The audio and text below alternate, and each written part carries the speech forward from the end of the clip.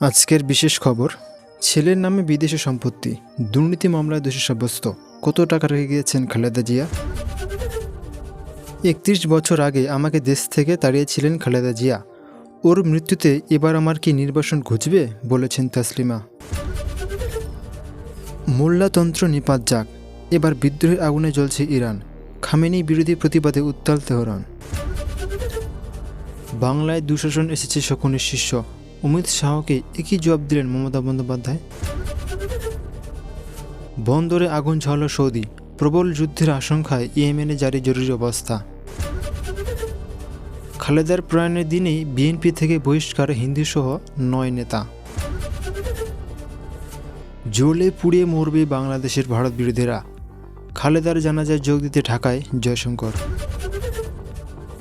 Seven সিস্টার্সে নাশকতার চেষ্টা ব্যর্থ, বাংলাদেশি জঙ্গিদের সংগঠনের ১১ সহযোগী পাকড়াও অসম পুলিশের হাতে। ২০২৬ সালের বাজেট নিয়ে বড় ঘোষণা, একই জানালো কেন্দ্র। সমুদ্রে উত্তেজনা চরমে, ইউএইর ২ জাহাজে সৌদির বিমান হামলা, দিল ২৪ ঘন্টার আলটিমেটাম। এবার বিস্তারিত। মৃত্যুর সঙ্গে লড়াই অবশেষে হার মানলেন প্রয়াত বাংলাদেশের প্রাক্তন প্রধানমন্ত্রী তথা বিএনপি চেয়ারপারসন খালেদা জিয়া। মৃত্যুর সময় তার বয়স হয়েছিল ৮০ বছর। খালেদার দীর্ঘ রাজনৈতিক জীবন কেটেছে একাধিক লড়াইয়ে চড়াইয়ের উত্তরের মধ্যে দিয়ে। বহু চর্চিত জিয়া এতিমখানা ট্রাস্ট দুর্নীতি মামলায় দোষী সাব্যস্ত হন বাংলাদেশের প্রাক্তন প্রধানমন্ত্রী। এমনকি বিদেশে তার প্রচুর সম্পত্তিও রয়েছে বলে বারবার অভিযোগ উঠেছে। ২০০১ থেকে ২০০৬ সাল পর্যন্ত বিএনপি এবং জামাত জোট সরকারের প্রধানমন্ত্রী থাকাকালীন শহীদ জিয়াউর রহমান চ্যারিটেবল ট্রাস্ট নামে একটি সংগঠন তৈরি করেন খালেদা জিয়া। ২০০১ সাল থেকে ২০০৬ সাল পর্যন্ত বিএনপি এবং জামাত জোট সরকারের প্রধানমন্ত্রী থাকাকালীন শহীদ জিয়াউর রহমান চ্যারিটেবল ট্রাস্ট নামে একটি সংগঠন তৈরি করেন খালেদা জিয়া। অভিযোগ ওঠে ওই ট্রাস্টের নামে অবৈধ উৎস থেকে অর্থ সংগ্রহ করা হয়। অভিযোগে এও বলা হয় ২০০৫ সালে কাকরাইলে সুরাইয়া খানম নামে একজনের কাছ থেকে ট্রাস্টের নামে ৪২ কাঠা জমি কেনা হয়, কিন্তু জমির প্রকৃত দামের থেকে কয়েক গুণ বেশি টাকা জমির মালিককে দেওয়া হয় বলে অভিযোগ হয়। তবে সেই টাকার বৈধ কোনো উৎস আদালতে দেখাতে পারেনি ট্রাস্ট। ২০০১ থেকে ২০০৬ সাল পর্যন্ত ক্ষমতায় থাকাকালীন খালেদা প্রায় ২,১০,০০,০০০ টাকা আত্মসাৎ করেন বলে অভিযোগ হয়। এখানেই শেষ নয়, ২০০৫ সালের ৯ জানুয়ারি তেজগাঁওয়ে একটি ব্যাংকে সঞ্চয় অ্যাকাউন্টে খোলেন খালেদা। অভিযোগ ওঠে ক্ষমতার অপব্যবহার করে ওই অ্যাকাউন্টের মাধ্যমে অবৈধ উৎস থেকে অর্থ সংগ্রহ এবং জমা করেন খালেদা। বহু চর্চিত এই দুর্নীতি মামলাতে দোষী সাব্যস্ত হন বাংলাদেশের প্রাক্তন প্রধানমন্ত্রী খালেদা জিয়া। তাকে কারাদণ্ডেরও নির্দেশ দেয় আদালত, তবে পরে তিনি সেই মামলায় জামিন পেয়ে যান। বাংলাদেশের প্রাক্তন প্রধানমন্ত্রী ও বিএনপির চেয়ারপারসন খালেদা জিয়ার প্রয়াণে যখন ওপার বাংলার শোকের ছায়া নেমে এসেছে, ঠিক তখনই চেনা মেজাজে বিঁধলেন নির্বাসিত লেখিকা তাসলিমা নাসরিন। খালেদা জিয়ার মৃত্যু কি তার ৩১ বছরের নির্বাসন কারাদণ্ডের অবসান ঘটাবে? এই প্রশ্ন তুলে নিজের সোশ্যাল মিডিয়া হ্যান্ডেলে খুব উগড়ে দিয়েছেন লজ্জার লেখিকা। মঙ্গলবার সকালে ৮০ বছর বয়সে শেষ নিঃশ্বাস ত্যাগ করেছেন বাংলাদেশের প্রাক্তন প্রধানমন্ত্রী ও বিএনপি নেত্রী খালেদা জিয়া। তার মৃত্যুতে চিরপ্রতিদ্বন্দ্বী শেখ হাসিনাও অতীত শত্রুতা ভুলে খালেদার মৃত্যুতে শোক বার্তা দিয়েছেন বাংলাদেশের ক্ষমতাচ্যুত প্রধানমন্ত্রী। কিন্তু এই প্রয়াণ সংবাদের শোক নয়, বরং নিজের ৩ দশকের বঞ্চনা আর অপমানের খতিয়ান তুলে ধরেছেন বিতর্কিত লেখিকা তাসলিমা নাসরিন। খালেদা জিয়ার শাসন আমলেই তাসলিমার একের পর এক বই নিষিদ্ধ হয়েছিল বাংলাদেশে।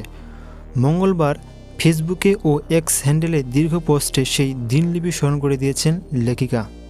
তার দাবি, ১৯৯৩ সালে নিষিদ্ধ হয় লজ্জা, ২০০২ সালে ব্যান করা হয় উত্তল হাওয়া, ২০০৩ সালে ক এবং ২০০৪ সালে সেই সব অন্ধকার বইটির উপর নিষেধাজ্ঞা জারি হয়। তসলিমার সাফ কথা, বেঁচে থাকাকালীন তিনি তো বাক স্বাধীনতার পক্ষে দাঁড়িয়ে বইগুলো থেকে ব্যান উঠিয়ে যাননি। তার মৃত্যু যদি এখন বাক স্বাধীনতাকে রক্ষা করে।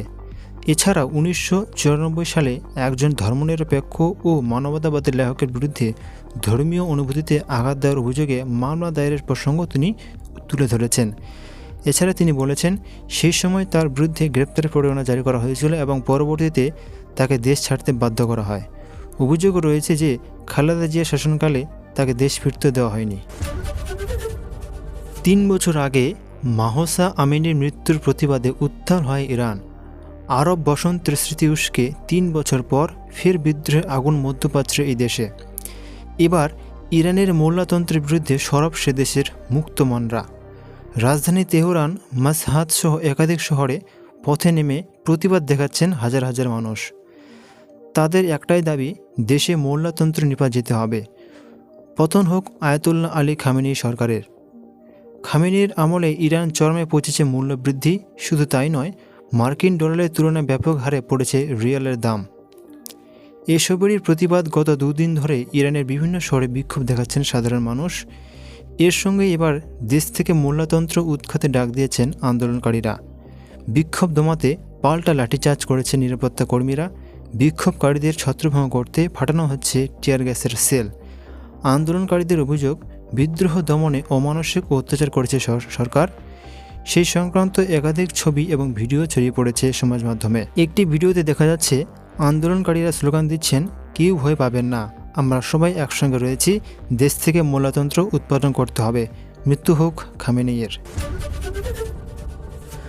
পশ্চিমবঙ্গের সীমান্তে বেড়া ও অনুপ্রবেশ নিয়ে মমতা বন্দ্যোপাধ্যায় এবং অমিত শাহের মধ্যে তীব্র বাদানুবাদ। মমতা বিজেপিকে দুঃশাসন বলে কটাক্ষ করে পেট্রোপোল ও অন্ডালে বেড়ার জন্য জমি দেওয়ার দাবি করেছেন। শাহের অভিযোগ, তৃণমূল সরকারি অনুপ্রবেশের মদত দিচ্ছে। পশ্চিমবঙ্গের মুখ্যমন্ত্রী মমতা বন্দ্যোপাধ্যায় মঙ্গলবার কেন্দ্রীয় মন্ত্রী অমিত শাহকে পাল্টা জবাব দিয়েছেন। অমিত শাহ তৃণমূল সরকারকে ভয় ও দুর্নীতির সঙ্গে তুলনা করে মুখ্যমন্ত্রীকে সীমান্ত বেড়ার জন্য জমি দিতে অস্বীকার করার অভিযোগ তুলেছিলেন।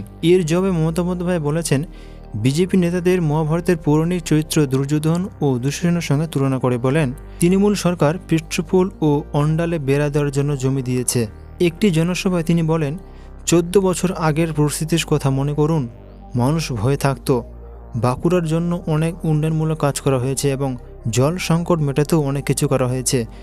নির্বাচন এসে গেছে আর SIR এর নামে মানুষকে হেনস্থা করা হচ্ছে। বাংলায় এক দুঃশাসন এসেছে, নির্বাচন এলেই দুঃশাসন আর দুর্যোধন দেখা দেয়। মধ্যপ্রাচ্যে ফের যুদ্ধে দামামা। ইয়েমেনের বন্দর শহর মুকাল্লাতে ভয়াবহ বিমান হামলা চালালো সৌদি আরব। ঘটনায় এখনও পর্যন্ত কোনো হতাহতের খবর মেলেনি। এরপরই মঙ্গলবার হাউথিদের তরফে দেশ জুড়ে জরুরি অবস্থা জারি করা হয়েছে। বিশেষজ্ঞদের মতে সৌদির এই হামলার ফলে মধ্যপ্রাচ্যের আকাশে নতুন করে যুদ্ধের মেঘ জমতে শুরু করলো। ইয়েমেনে জানিয়েছে, রাতের অন্ধকারে বন্দর শহর মুকাল্লাতে বড়সড় বিমান হামলা চালিয়েছে ইউক্রেন। পাশাপাশি আক্রমণ হয়েছে বন্দরেও। দাউ দাউ করে জ্বলতে থাকে বেশ কয়েকটি জাহাজ। ইচ্ছাকৃতভাবে এই হামলা চালানো হয়েছে। সৌদির সঙ্গে যে সামরিক চুক্তি করা হয়েছিল তা বাতিল করা হলো। দলনেত্রী খালেদা জিয়ার প্রয়াণে যখন শোকস্তব্ধ গোটা দেশের বিএনপি কর্মী ও সমর্থকরা, যখন কড়া পদক্ষেপের পথে হাঁটলেন দলের শীর্ষ নেতৃত্ব। দলীয় নির্দেশ অমান্য করে আসন্ন জাতীয় সংসদ নির্বাচনে নির্দল হিসেবে ভোটে লড়ার জন্য এক হিন্দু নেতা সহ 9 জনকে দল থেকে বহিষ্কার করা হয়েছে।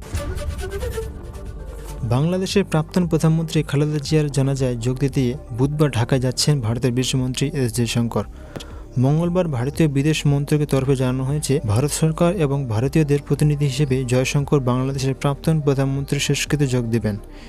সূত্রের খবর, যা ঠিক হয়েছে তাতে ঢাকায় 3 ঘণ্টা থাকবেন ভারতের বিদেশমন্ত্রী। জয়শঙ্কর ছাড়াও খালেদা শেষকৃত্যে পাকিস্তানের বিদেশমন্ত্রী ইসহাক দার যোগ দেবেন। থাকবেন ভুটান, নেপাল, মালদ্বীপের মতো দেশের প্রতিনিধিরাও। বর্ষবরণের প্রাক্কালে উত্তর পূর্ব ভারতে বড় ধরনের নাশকতার ছক ব্যর্থ করে দিল আসাম পুলিশ। গতকাল আসাম ও ত্রিপুরায় হানা দিয়ে জঙ্গি মডিউল ইমাম মাহমুদ ফাক্কেফিল্ডার 11 সদস্যকে গ্রেপ্তার করেছে আসাম পুলিশের স্পেশাল টাস্ক ফোর্স। ধৃতদের মধ্যে 10 জন আসামের বাসিন্দা ও 1 জন ত্রিপুরার। প্রতি বছর দেশের অর্থনীতি কীভাবে চলবে, সরকার কোথায় কত টাকা খরচ করবে আর সাধারণ মানুষের জন্য কী সুবিধা আসতে চলেছে, তার হিসেব থাকে কেন্দ্রীয় বাজেটে। এই বাজেট সংসদে পেশ করার একটি নির্দিষ্ট প্রথা রয়েছে। সাধারণত প্রতি বছর 1 ফেব্রুয়ারি সংসদে কেন্দ্রীয় বাজেট পেশ করেন কেন্দ্রীয় মন্ত্রী। নতুন অর্থবর্ষ শুরুর আগেই বাজেট পেশ করার একটি রীতি বহু বছর ধরে চলে আসছে, যাতে 1 এপ্রিল থেকে নতুন বাজেট অনুযায়ী দেশের আর্থিক কাজকর্ম শুরু করা যায়।